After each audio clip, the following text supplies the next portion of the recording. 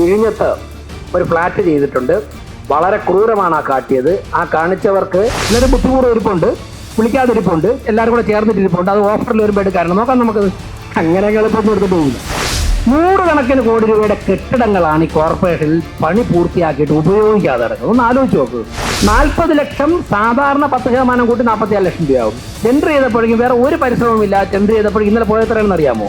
എല്ലാ വില്ലാളി വീരന്മാരും വന്ന് ചുറ്റിക്കിടക്കി നോക്കിയിട്ട് കോർപ്പറേഷനെ പറ്റിക്കുകയാണെന്നുണ്ടെങ്കിൽ നഷ്ടപ്പെടാനില്ലാത്തവർ കിട്ടുന്ന എല്ലാ ബോണസ് എന്നുള്ള നിലയ്ക്ക് എല്ലാ കൗൺസിലർമാരും എൻ്റെ അടുത്ത് വരും, മുൻമേയറെടുത്ത് പോകും. ചിലയിടത്തൊക്കെ നമ്മൾ കണ്ണടക്കേണ്ടി വരും. പക്ഷേ എവിടെയെങ്കിലും നിങ്ങളുടെ അനാവശ്യമായിട്ട് കൗൺസിലർമാർ നിങ്ങളെ ബുദ്ധിമുട്ടിക്കുന്നുണ്ട്, ഉദ്യോഗസ്ഥർ ബുദ്ധിമുട്ടിക്കുന്നുണ്ട്, വന്ന് പറഞ്ഞു കഴിഞ്ഞാൽ ചെയ്തു തരാൻ തയ്യാറാണ്. അങ്ങനെ ഒറ്റക്കെട്ടായി ഒരുമിച്ച് നിന്നുകൊണ്ട് നമുക്ക് മുന്നോട്ട് പോകാമെന്നാണ് സൂചിപ്പിക്കാനുള്ളത്.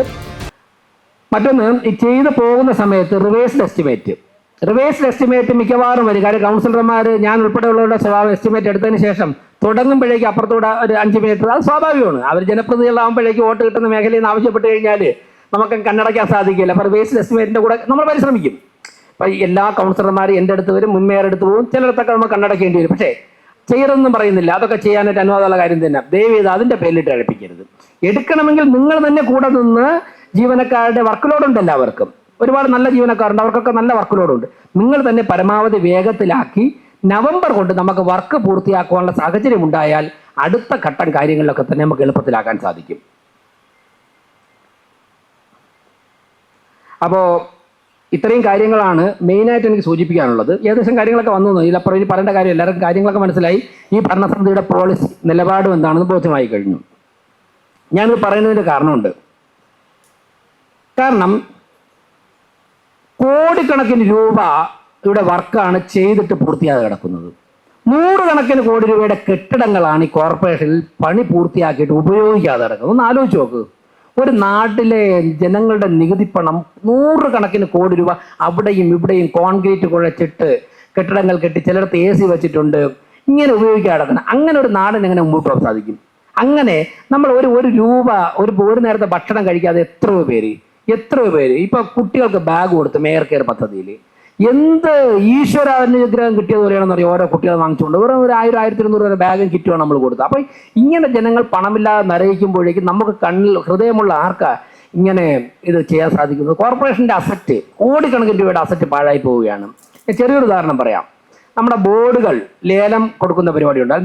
ഈ ബോർഡിന് ടാക്സ് പിരിക്കുന്ന പരിപാടി ഉണ്ടല്ലോ, അത് കൊടുത്തിരുന്നു. അപ്പോൾ പലപ്പോഴും പലരും പല അഭിപ്രായങ്ങൾ പറഞ്ഞു. ഈ കടകളുടെ സ്ഥാപനങ്ങളുടെ ബോർഡ് വെച്ചേക്കാണെങ്കിൽ ഒരെണ്ണം വയ്ക്കാം, ബാക്കിയുള്ളതിന് നിശ്ചിത നികുതി കൊടുക്കണം. അതിന് കോർപ്പറേഷൻ സാധാരണ ടെൻഡർ ചെയ്യുകയാണ് ചെയ്യുന്നത്. ഏതെങ്കിലും ഒരു കോൺട്രാക്ടർ പിടിക്കും. കഴിഞ്ഞതിന് 40 ലക്ഷമോ 42 ലക്ഷം രൂപയ്ക്കായിരുന്നു ഒരു വർഷം പിടിച്ചിരുന്നത്. അവർ സ്റ്റാഫിനെ വെച്ച് പണം ചിലവാക്കി പിടിക്കും. അപ്പോൾ പലരും പറഞ്ഞതനുസരിച്ച് അതിനെ വീണ്ടും ടെൻഡർ ചെയ്യണമെന്ന് പറഞ്ഞു. അപ്പം ഫിനാൻസ് സ്റ്റാൻഡിംഗ് കമ്മിറ്റി മുമ്പാകെ ആ വിഷയം വന്നു. ഫിനാൻസ് സ്റ്റാൻഡിംഗ് കമ്മിറ്റി സ്ഥാപനങ്ങളൊക്കെ തന്നെ, വാടക കുറഞ്ഞ സ്ഥാപനങ്ങളൊക്കെ തന്നെ വീണ്ടും ലേലം ചെയ്യാൻ തീരുമാനിച്ചു. ഞാൻ ഇന്നലെ നടന്നൊരു കാര്യം നിങ്ങളുടെ അറിവിലേക്ക് പറയുകയാണ്. 40 ലക്ഷം സാധാരണ 10% കൂട്ടി 44 ലക്ഷം രൂപയാവും. ടെൻഡർ ചെയ്തപ്പോഴേക്കും വേറെ ഒരു പരിശ്രമമില്ല. ടെൻഡർ ചെയ്തപ്പോഴേക്കും ഇന്നലെ പോയത്രയെന്ന് അറിയാമോ? 1 കോടി 5 ലക്ഷം. ഫിനാൻസ് സ്റ്റാൻഡിംഗ് കമ്മിറ്റി ഇന്നലെ ചെയ്തപ്പോഴേക്കും 1 കോടി 5 ലക്ഷം രൂപയ്ക്കാണ് പോയത്. ഒന്ന് ആലോചിച്ച് നോക്ക്. നമ്മൾ അങ്ങനെ ഒരു പരിശ്രമം നടത്തായിരുന്നുവെങ്കിൽ കോർപ്പറേഷന് കിട്ടേണ്ട ഏകദേശം 50-55 ലക്ഷം രൂപ നഷ്ടപ്പെട്ടു പോയാൽ അത് 44 ആവും. എത്ര കൂട്ടിയാലും നമ്മുടെ പരമ്പരാഗത സിസ്റ്റം അനുസരിച്ച് 40-44 ആവും. 10% കൂട്ടിയിട്ട് 44, 5 44 കുറച്ച് നോക്കൂ. അപ്പോൾ കോർപ്പറേറ്റ് എത്രയാ? 56. ഒന്ന് ആലോചിച്ച് നോക്ക്. 56 ലക്ഷം, 40 ലക്ഷം രൂപ കൊടുത്തുകൊണ്ടിരുന്നത് ഒറ്റയടിക്ക് 50-60%, 50 100%, 100%, 100% കൂടുതൽ വർധനമാണ്. ആലോചിച്ച് നോക്കിയാ. ഞാൻ ചോദിക്കട്ടെ, ഇത്രത്തോളം അസറ്റുള്ളൊരു കോർപ്പറേഷൻ എങ്ങനെ പോയാൽ മതിയാവോ? ഈ ഒരൊറ്റ ഉദാഹരണമാണ് ഞാൻ പറഞ്ഞത്. ഒരുപാട് ഡെപ്യൂട്ടിമാർക്ക് ഒരുപാട് പറയാൻ കാണുന്നില്ല. അവർ ഒരുപാട് ലേലം നടത്തിയിട്ടുണ്ട്. എല്ലാം തുക കൂടുതൽ കിട്ടിയതാണ് ഞാൻ അറിഞ്ഞത്. ചിലർ ബുദ്ധിപൂർവ്വം ഇരിപ്പുണ്ട്, വിളിക്കാതിരിപ്പുണ്ട്, എല്ലാവരും കൂടെ ചേർന്നിട്ടിരിപ്പുണ്ട്. അത് ഓഫറിൽ വരുമ്പോൾ എടുക്കാറുണ്ട്. നോക്കാം നമുക്കത്. അങ്ങനെ എളുപ്പമൊന്നും എടുത്തിട്ട് പോകില്ല. അത് നമുക്ക് നോക്കാന്നേ.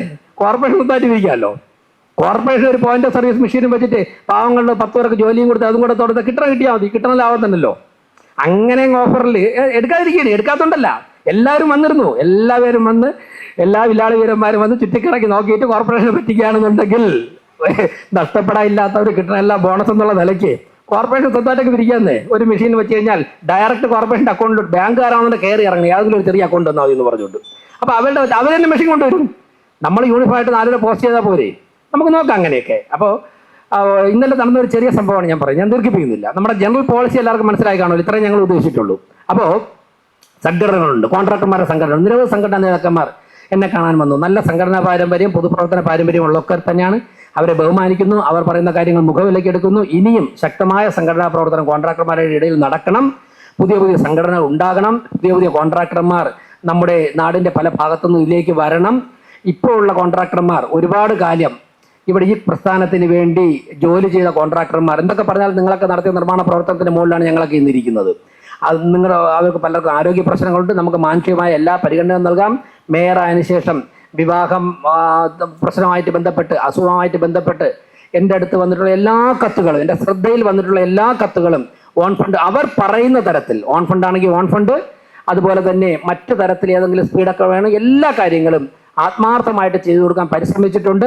ഇനിയും അത്തരത്തിൽ മാനുഷികപരമായിട്ടുള്ള എന്ത് കാര്യം നിങ്ങൾ വന്നു കഴിഞ്ഞാലും ചെയ്തു തരാൻ വേണ്ടി 100% ഞങ്ങൾ പ്രതിജ്ഞാബദ്ധരാണ്. എവിടെയെങ്കിലും നിങ്ങളുടെ അനാവശ്യമായിട്ട് കൗൺസിലർമാർ നിങ്ങളെ ബുദ്ധിമുട്ടിക്കുന്നുണ്ട്, ഉദ്യോഗസ്ഥർ ബുദ്ധിമുട്ടിക്കുന്നുണ്ട്, വന്ന് പറഞ്ഞു കഴിഞ്ഞാൽ ചെയ്തു തരാൻ തയ്യാറാണ്. അങ്ങനെ ഒറ്റക്കെട്ടായി ഒരുമിച്ച് നിന്നുകൊണ്ട് നമുക്ക് മുന്നോട്ട് പോകാമെന്നാണ് സൂചിപ്പിക്കാനുള്ളത്. 1-2 കാര്യങ്ങൾ കൂടിയുള്ളത്. ഇപ്പോൾ ടാറിൻ്റെ വില കൂടിയിട്ടുണ്ട്. അത് കൗൺസിലിൽ തന്നെ ബഹുമാനപ്പെട്ട Shri Sabarinathan UDF parliamentary party leader ആ വിഷയം ഉന്നയിച്ചു. ഞങ്ങൾ ഗൗരവമായിട്ട് ചർച്ച ചെയ്തു. ബഹുമാനപ്പെട്ട മുഖ്യമന്ത്രിയുടെയും തദ്ദേശ സ്വയംഭരണ വകുപ്പ് മന്ത്രിയുടെയും പൊതുമരാമത്ത് വകുപ്പ് മന്ത്രിയുടെ ഒക്കെ തന്നെ ശ്രദ്ധയിൽ ഞങ്ങൾ കൊണ്ടുവരുന്നുണ്ട്. സ്വാഭാവികമായിട്ടും സംസ്ഥാനത്ത് എമ്പാടുമുള്ള ഒരു പ്രശ്നമാണ്. ഗവൺമെന്റ് ഈ വിഷയത്തിൽ ആരോഗ്യകരമായിട്ടുള്ള ഒരു തീരുമാനം തന്നെ ഗവൺമെന്റ് സ്വീകരിക്കും എന്നാണ് നമ്മൾ മനസ്സിലാക്കുക. കാരണം ഇരട്ടിയിൽ കൂടുതലായിട്ടുണ്ടെന്നാണ് പറഞ്ഞത്. പക്ഷേ നമുക്ക് ആ ഒരു കാരണം പറഞ്ഞുകൊണ്ട് എഗ്രിമെന്റ് വെച്ച വർക്കുകളുടെ കാര്യത്തിൽ നമുക്ക് അങ്ങനെ ഡിലേ വരുത്തി പോകാൻ സാധിക്കുമോ? ഇങ്ങനൊരു ക്രൈസിസ് വന്നു. ഇങ്ങനൊരു ക്രൈസിസ് വന്നു വെച്ചിട്ട് നമുക്ക് എല്ലാം അവിടെ സ്റ്റോപ്പ് ചെയ്യാൻ പറ്റില്ലല്ലോ. അപ്പോൾ കോവിഡ് വന്നു എല്ലാവരും ലോക്ക്ഡൗൺ പ്രഖ്യാപിച്ചു. ലോക്ക്ഡൗൺ പ്രഖ്യാപിച്ചിട്ട് ആ ലോക്ക്ഡൗണിൽ നിന്നുകൊണ്ട് നമുക്ക് എങ്ങനെ ജീവിക്കാം? യുദ്ധം വന്നു. യുദ്ധം നമ്മൾ വിചാരിച്ചാൽ അവസാനിക്കില്ല. പക്ഷേ യുദ്ധ സാഹചര്യത്തിനോട്ട് എങ്ങനെ ജീവിക്കാം? നമ്മളങ്ങനെ റീമേക്ക് ചെയ്തു. അപ്പോൾ ടാറിന്റെ വില കൂടിയെന്ന് ഒറ്റ കാരണം കൊണ്ട് നിങ്ങൾ എഗ്രിമെന്റ് വെച്ചപ്പോഴേക്കും ടാറിന്റെ വില കൂടിയിരുന്നില്ല. നിങ്ങൾ പലരും എഗ്രിമെന്റ് കഴിഞ്ഞ വർക്കാണിത്, പീരീഡ് കഴിഞ്ഞ വർക്കാണ്. അപ്പോൾ സ്വാഭാവികമായിട്ടും അതിന് ഗവൺമെന്റിന്റെ മുമ്പാകെ ഞങ്ങൾക്ക് പോളിസി എടുക്കാൻ പറ്റുന്ന തീരുമാനമല്ല, ഇത് വിഷയമല്ല. ഗവൺമെന്റിന് മുമ്പാകെ ആ വിഷയം അവതരിപ്പിക്കുക, ഗവൺമെന്റ് തീരുമാനം എടുക്കണം. പക്ഷെ ആ ഒരൊറ്റ കാരണം പറഞ്ഞുകൊണ്ട് വർക്ക് ഡിലേ വരുത്തി പോകുന്നതിനെ കുറിച്ച് പുനർചിന്തനം നടത്തണമെന്നാണ് എനിക്ക് നിങ്ങളോട് പറയാനുള്ളത്. മറ്റൊന്ന്, ഏറ്റവും ജെന്യുവിനായിട്ടുള്ള കേസുകളിൽ, അതായത് മരാമത്ത് കമ്മിറ്റിയും കൗൺസിലും കണ്ടു മാത്രമേ ടൈം എക്സ്റ്റൻഷൻ അനുവദിക്കാൻ പറ്റുള്ളൂ. ടൈം എക്സ്റ്റൻഷൻ ഏതെങ്കിലും ഒരു ചെയർമാനെയോ അല്ലെങ്കിൽ മേയറെയോ അല്ലെങ്കിൽ ഏതെങ്കിലും ഒരു ഉദ്യോഗസ്ഥനെയോ വന്ന് കണ്ടിട്ട് ടൈം എക്സ്റ്റെൻഡ് ചെയ്ത് വാങ്ങാം എന്നാണെന്നുണ്ടെങ്കിൽ അത് നടക്കില്ല. ഒരു ടീമിൽ ചർച്ച ചെയ്ത്, മരാമത്ത് കമ്മിറ്റി ചർച്ച ചെയ്ത് കൗൺസിലിന്റെ മുമ്പാകെ വന്നതിന് ശേഷം അല്ലാതെ, കൗൺസിലർമാർ അറിയട്ടെ ടൈം എക്സ്റ്റെൻഡ് ചെയ്ത് കൊടുക്കുകയാണെന്നുണ്ടെങ്കിൽ ടൈം എക്സ്റ്റെൻഡ് ചെയ്ത് കൊടുക്കാൻ നിർവാഹമില്ല. അത് ഞങ്ങളുടെ തീരുമാനത്തിന്റെ ഭാഗമാണ്. പാർട്ട് ബില്ല്, ചില കരാറുകാർ പാർട്ട് ബില്ല് കിട്ടിക്കഴിഞ്ഞാൽ പിന്നെ വർക്ക് അങ്ങനെ ചെയ്യില്ല. പാർട്ട് ബില്ല് മാറും, പാർട്ട് ബില്ല് മാറി. അപ്പൊ പാർട്ട് ബില്ല് മാറിയിട്ട് വർക്ക് ചെയ്യാത്തവരെ നിയമത്തിന്റെ അടിസ്ഥാനത്തിൽ ഏത് രീതിയിലാണ് നമുക്ക് മുന്നോട്ട് പോകാൻ പറ്റുന്നത് ഞങ്ങൾ ആലോചിക്കും. അതിൽ വിരോധം തോന്നിയിട്ട് കാര്യമില്ല. പാർട്ട് ബില്ല് വാങ്ങിക്കാൻ വലിയ ആവേശം കാണും. പാർട്ട് ബില്ല് കിട്ടിക്കഴിഞ്ഞാൽ പിന്നെ കൗൺസിലർ കേട്ടോളണം ബാക്കിയെല്ലാം തന്നെ. അത് വിട്ടുകൊടുക്കാൻ വേണ്ടി ആഗ്രഹിക്കുന്നില്ല. ഞാൻ നേരത്തെ പറഞ്ഞു, നമ്മുടെ ഫിനാൻഷ്യൽ സ്റ്റെബിലിറ്റി അനുസരിച്ചുള്ള വർക്ക് എടുക്കാത്തവരുണ്ടാക്കുന്ന അപകടത്തെക്കുറിച്ച്, മോണിറ്ററിംഗ് സെല്ലിനെ കുറിച്ച് പറഞ്ഞു. ഏറെക്കുറെ എല്ലാ കാര്യങ്ങളും പറഞ്ഞു കഴിഞ്ഞു. മരാമത്ത് വർക്കിന്റെ ക്വാളിറ്റി ഉറപ്പുവരുത്തണം. സർക്കാർ നിശ്ചയിക്കുമ്പോഴേക്കും ക്വാളിറ്റി ഉറപ്പുവരുത്തിക്കൊണ്ട് അത് ലാഭം അതിലുണ്ടാവും. അങ്ങനെ ലാഭം കിട്ടില്ല എന്നുള്ള വർക്കുകൾ നിങ്ങൾ എടുക്കണ്ട. ക്വാളിറ്റി ഉറപ്പുവരുത്തിക്കൊണ്ട്, അല്ല ക്വാളിറ്റിയിൽ കോംപ്രമൈസ് ചെയ്തുകൊണ്ട് ഉള്ള ലാഭത്തിനെ കുറിച്ചല്ല സർക്കാർ പറയുന്നത്. ക്വാളിറ്റി ഉറപ്പുവരുത്തിക്കൊണ്ട്. അതുകൊണ്ട് കാരണം ലാബ് ടെസ്റ്റിന് പോകും. ലാബ് ടെസ്റ്റിന് പോയിട്ട് അത് ഇഷ്യൂ ആയിക്കഴിഞ്ഞാൽ വിജിലൻസ് അന്വേഷണത്തിന് പോകും. ദയവ് ചെയ്ത് അങ്ങനെയുള്ള സാഹചര്യം ഉണ്ടാവരുത്. കോൺട്രാക്ടർമാർ എവിടെയാണ് സംഭവിച്ചതെന്ന് അറിയില്ല, മനഃപൂർവ്വം അവരറിഞ്ഞുകൊണ്ടോ അറിയാതെയോ, ഒരു പക്ഷേ അന്വേഷണം പ്രതീക്ഷിക്കാതെ ആയിരിക്കും, വിഴിഞ്ഞത്ത് ഒരു ഫ്ലാറ്റ് ചെയ്തിട്ടുണ്ട്. വളരെ ക്രൂരമാണ് ആ കാട്ടിയത്. ആ കാണിച്ചവർക്ക് കൃത്യമായിട്ടുള്ള മറുപടി നിയമം നൽകും എന്നുള്ള കാര്യത്തിൽ ആർക്കും ഒരു സംശയവും വേണ്ട. കൃത്യമായിട്ട് 4 കൊല്ലം കഴിയുമ്പോഴേക്കും ഇടിഞ്ഞു പൊളിഞ്ഞു വീഴുന്ന, തലയിൽ കൂടി വീഴുന്ന കോൺക്രീറ്റ് കെട്ടിടം നിർമ്മിച്ചയാൾ ഈ പ്രവൃത്തിന് ചെയ്യാൻ വേണ്ടി യോഗ്യനാണോ ഇല്ലേ എന്നുള്ള കാര്യം നിയമ സംവിധാനങ്ങൾ ചർച്ച ചെയ്യട്ടെ. അതിൻ്റെ വഴിക്ക് വിട്ടുകൊടുക്കുന്നു. അത് കൗൺസിലിൻ്റെ തീരുമാനത്തിന് വിട്ടുകൊടുക്കുകയാണ്. അപ്പോൾ ക്വാളിറ്റി ചെക്ക് ചെയ്യുന്ന നടപടി ഉണ്ടാകും. ഞാൻ ദീർഘിപ്പിക്കുന്നില്ല, ചുരുക്കുകയാണ്. പറയാൻ വന്നത് കൃത്യമായിട്ട് നിങ്ങൾക്ക് മനസ്സിലായി കാണുമെന്ന് വിശ്വസിക്കുന്നു. നമ്മൾ ജീവനക്കാരും കോൺട്രാക്ടർമാരും നമ്മുടെ പരസ്പരമുള്ള ബുദ്ധിമുട്ട് എല്ലാം മനസ്സിലാക്കിക്കൊണ്ട് നമുക്ക് നേരത്തെ ഡെപ്യൂട്ടി മേയർ പറഞ്ഞതുപോലെ ഒരു സൗഹൃദ അന്തരീക്ഷത്തിൽ നമുക്ക് പ്രവർത്തിച്ച് മുന്നോട്ട് പോകാം. നവംബർ മാസത്തിൽ ഞങ്ങൾ എല്ലാ ബുധനാഴ്ചയും സ്റ്റിയറിംഗ് കമ്മിറ്റി ചേരുന്നുണ്ട്. കൃത്യമായ ഇടവേളകളിൽ മരാമത്ത് സ്റ്റാൻഡിംഗ് കമ്മിറ്റി ചേർന്നിട്ട് എഞ്ചിനീയറിംഗ് വിഭാഗം പ്രത്യേകിച്ച് യോഗം ചേർന്നിട്ട് SC ഒക്കെ തന്നെ വളരെ മുൻകൈ എടുക്കുന്നുണ്ട്. എനിക്ക് വളരെ തൃപ്തികരമായിട്ടുള്ള പ്രവർത്തനമാണ്. ഞങ്ങളുടെ ഫസ്റ്റ് ലെയർ ജീവനക്കാരുമായിട്ടാണ് ഞാനൊക്കെ ഇരിക്കുന്നത്.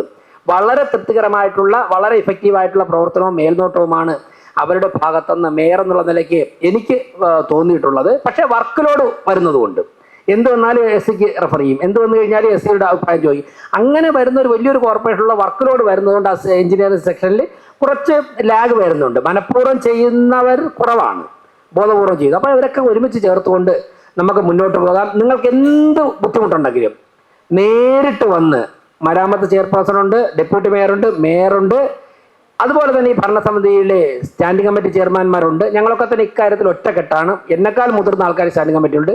വ്യക്തിപരമായി പറയുന്ന ഒരു കാര്യവും ഞങ്ങൾ ഷെയർ ചെയ്യുകയില്ല എന്ന് പറഞ്ഞുകൊണ്ട് നമുക്കൊരു പുതിയ തൊഴിൽ സംസ്കാരം, പുതിയൊരു നിർമ്മാണ സംസ്കാരം പടുത്തുയർത്താമെന്ന് പറഞ്ഞുകൊണ്ട് ഈ കോർപ്പറേഷനെ ബഹുമാനപ്പെട്ട പ്രധാനമന്ത്രി, മുഖ്യമന്ത്രി ഉൾപ്പെടെ ഒരുപാട് കാര്യങ്ങൾ നമ്മുടെ കോർപ്പറേഷനിൽ പ്രതീക്ഷിക്കുമ്പോൾ ലക്ഷക്കണക്കിന് വരുന്ന ജനങ്ങൾ വലിയ പ്രതീക്ഷ അർപ്പിക്കുമ്പോഴേക്കും ആ പ്രതീക്ഷയ്ക്ക് അനുസരിച്ച് ഉയരുവാനുള്ള ഒരു സാഹചര്യം ഉണ്ടാകണമെന്ന് ആത്മാർത്ഥമായിട്ട് ആഗ്രഹിച്ചുകൊണ്ട് നിർത്തുന്നു. നന്ദി, നമസ്കാരം.